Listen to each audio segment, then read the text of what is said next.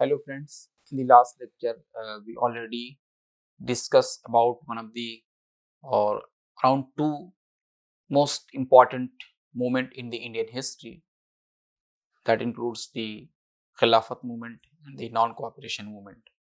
These two movements uh, played an important role in various sense. Uh, we can say that uh, basically in terms of moving towards the independence of the India. Now, as we know that during the movement, there were so many leaders, those who actually born and also played an important role. We are going to discuss about the Bal Gangadhar Tilak, who is one of the most uh, important leader of the Indian independence movement. So, before going to an extensive detail about the Bal Gangadhar Tilak, we have to know uh, that what uh, role actually he played, and a kind of brief life sketch is needed to know him very well. So first of all, he was born in July 23. He was born in 1856 on July 23 in Ratnagiri district, which is a region of Konkan in Maharashtra, India, which also with a strong Tilak was raised in a middle class family with a strong emphasis on tradition and the education. His father, Gangadhar Pant, was a Sanskrit scholar and teacher. His education uh, was like, he completed his graduation in 1876 and pursued law and opted to serve the country through education and journalism. He co-founded the New English School in Pune in 1876, and he started two influential weeklies named as Maratha in English and Kesari in Marathi in 1881. He also established Deccan Education Society in 1885 to promote education, now known as the Ferguson College. Uh, he was very much active in journalism, and politically also he was very much active, and he became deeply involved in social and the political affairs through his editorship. He advocated for people's right and consciousness through his writings. He was imprisoned for several times due to his writings which antagonizing the government. His scholarship and contribution includes as a leading Sanskrit scholar in India, and his notable works include the Orion, studies in the antiquity of the Veda and the archaic homes of the Vedas. Gita Rahas is also one of the most significant philosophical work, and also Tilak emphasized on the Karma Yoga. He was also very much active in the national activities. He developed a 4-point action program for radical nation awakening, and he advocated for home rule, promoting for the promotion of the self-governance for India. He was arrested for sedition, and he was sentenced to 6 years of rigorous imprisonment. He continues his activism even after release, and he died on October 2, 1920, leaving behind a legacy of nationalist fervor and scholarly contributions. And his philosophical beliefs include in the importance of duty and action, which is called as Karma Yoga or Karma Yoga over renunciation.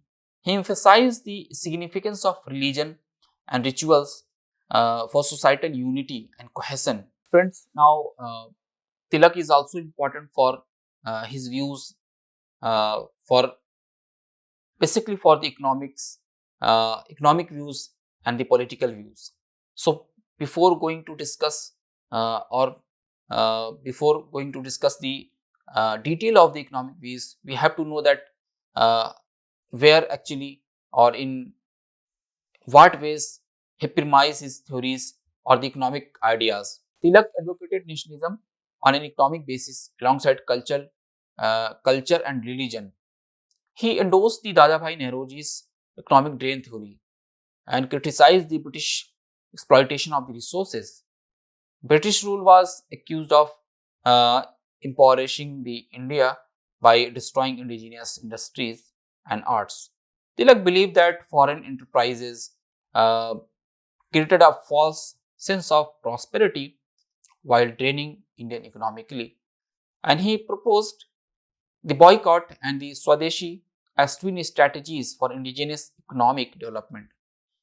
Uh, Boycott includes the opposition to foreign goods, while Swadeshi promoted the indigenous production. However, Tilak's stance on providing economic justice to the toiling masses was debated. His views on the immediate economic issues faced during his time were subject to the discussion and interpretation. Basically, he opposed the Agriculture Relief Act of 1879, and he took a side with the moneylenders over the peasants. He also argued that moneylenders provided essential capital for peasants' cultivation and were unfairly targeted by the act.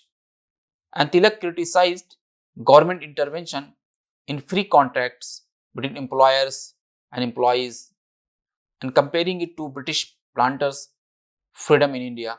He believed such laws disadvantaged Indian entrepreneurs and aimed to stifle Indian industry under the guise of worker protection. So, despite this, Tilak supported Indian workers' demands against British owned companies, such as in the case of British Indian Railways in 1897. Tilak refused to support workers and he demands against native exploiters, highlighted a nuanced instance uh, on labor issues. In 1897, Tilak opposed legislation which aimed at regulating the zamindari system in the Konkan area and argued that traditional court basically is a kind of place in Maharashtra, court tenant relation should be preserved without government interference.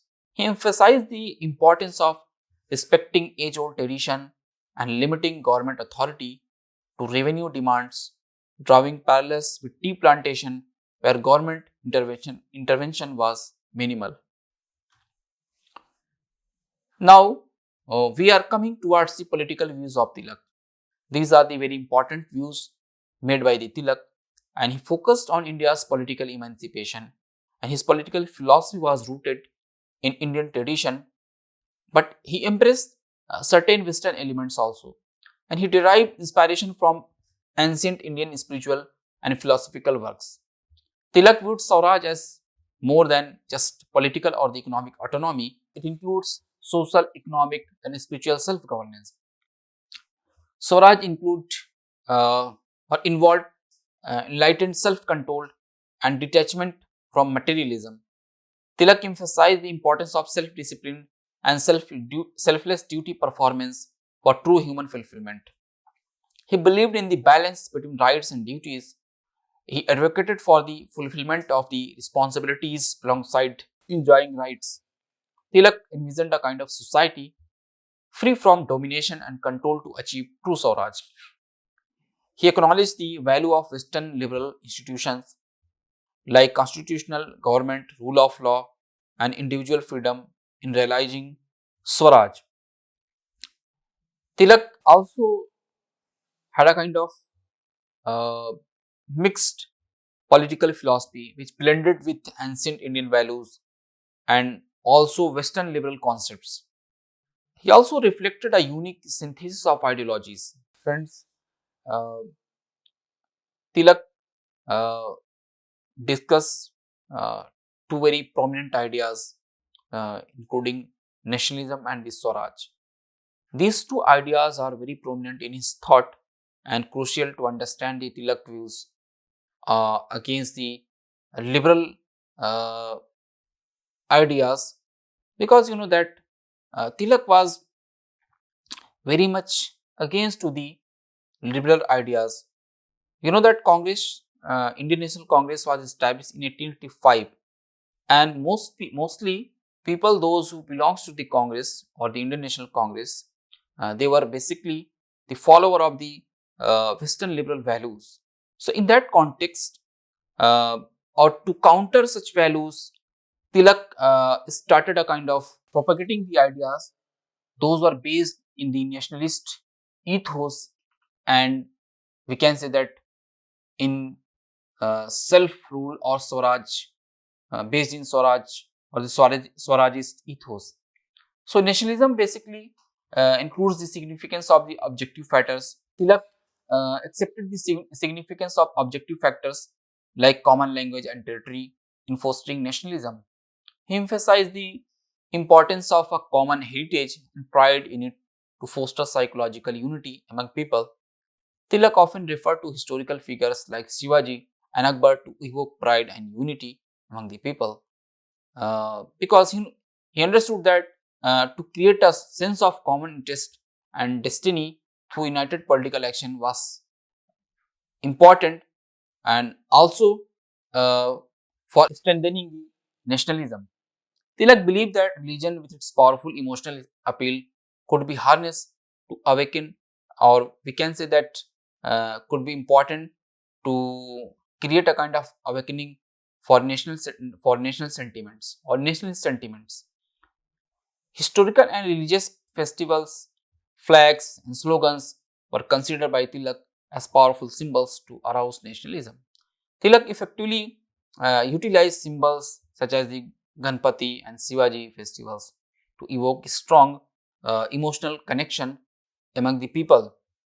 He believed that these symbolic factors uh, were more effective and important than economic factors in mobilizing people for nationalist causes. Actually, Tilak had a kind of metaphysical and psychological views of the nationalism. He saw nationalism as an idea or sentiment rather than a tangible entity. He emphasized the importance of sense of common belongingness for the unity of nation. To some extent, he was influenced by Western theories of national independence and self-determination. He also cited examples of nationality from the mill and supported the Wilsonian principle of national self-determination. He also synthesized the Vedantic ideals of spiritual freedom with Western concepts from thinkers like Burke, Maggini, Mill, and Wilson. His concept of Swaraj consists this synthesis reflected the idea of self-contained freedom, which also rooted in the both Eastern and Western philosophies. Tilak basically consists a revivalist orientation for the national spirit influenced by readings of the Gita and the Vedas. He also opposed uh, anglicized or religious institution to maintain the national identity. He also opposed the Western values in education but supported the Western style school for national education. He supported the culture and religious revival of Hinduism through examples like celebrating the Shivaji and Ganpati festival. He aligned nationalism with the economic recovery that was influenced by the Dadabhai Nauroji's idea. Now we are moving towards the idea of Swaraj. I mean, what uh, were the views of Tilak on Swaraj? As we know that one of the most famous quote given by Tilak, which is Swaraj is my birthright and I shall have it, which reflect his determination or his commitment towards the overthrowing colonial rule in India. He was influenced by the Mahatma Gandhi. Tilak was influenced by the Mahatma Gandhi, and he expanded on this idea by adding Swadeshi, that is what we call self-sufficiency, to the nationalist movement. Swadeshi during the movement uh, aimed to hurt the economic interest of the foreign rulers by boycotting the foreign made goods and to promote indigenous industries to strengthen the Indian economy and also to encourage a simple lifestyle to enhance moral values. Tilak advocated for Swadeshi beyond economic realms and promoted a kind of preference for Indian education institution and values. He was so infuriated with the British rule that he called for withdrawing support to paralyze the administration. Tilak also emphasized the Swaraj, which means self rule, was foundational, not just a lofty aspiration for India's future prosperity. According to him, Swaraj was not only a political necessity but also a moral imperative, which was essential for fulfilling one's swadharma, that is what we call self duty. Tilak argued that political freedom was necessary for individuals to realize their normal nature and achieve self realization, uh, that must be free from foreign rules, constraints. He initiated a home rule movement, and the objective of this movement was attaining the Swaraj on self rule. Friends, we already have discussed the life of the Bal Gangadhar Tilak and his ideas on nationalism, and also his ideas on the Swaraj. So, by looking all such uh, things in his life or his ideas such as nationalism and Swaraj, we are now going to conclude uh, that what actually we can summarize from the life of Tilak, such as Tilak faced many controversy and misunderstandings. He was also labeled as a troublemaker, apologist, apologist of social reaction, and communalist, but he believed in inevitable social reforms. He opposed haphazard reforms advocated by westernized reformers, not social reforms themselves. His militant nationalism also led to the conflict with the liberal leadership of the Indian National Congress, that also ultimately caused a split in 1907. Tilak protected Hindus during Hindu-Muslim riots but advocated for peace and resisted British attempts to provoke communal tension. He matured as a leader and promoted the communal harmony and securing the Hindu-Muslim Accord to the Lucknow Pact of 1917. Tilak emphasized the importance of unity among Hindus without exclusivity. He also promoted mutual understanding among different religious communities. He opposed using religion for political gains and cautioned against the placating minorities and advocated for mutual understanding and unity based on the shared spiritual values. Thank you, friends.